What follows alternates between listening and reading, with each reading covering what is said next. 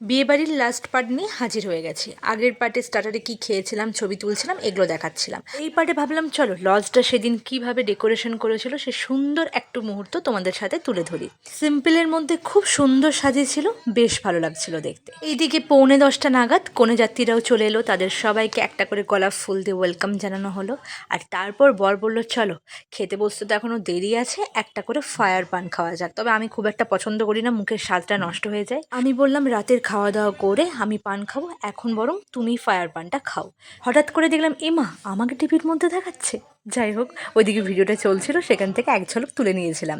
আর তারপরে চলে এলাম ওই 11:30 নাগাদ একদম রাতের মেইন কোর্স। আমাদের হাতে যুদ্ধের তালিকা চলে এসেছে, তো সেটা খুলে ভাবলাম দেখি আজকে যুদ্ধে আমাদেরকে কি কি খাবার যুদ্ধ করে খেতে হবে। দেখলাম ওয়াও, দারুণ দারুণ খাবার আছে। ফিশ ফ্রাই, কুলচা, পনির, মাটন বিরিয়ানি, চিকেন চাপ।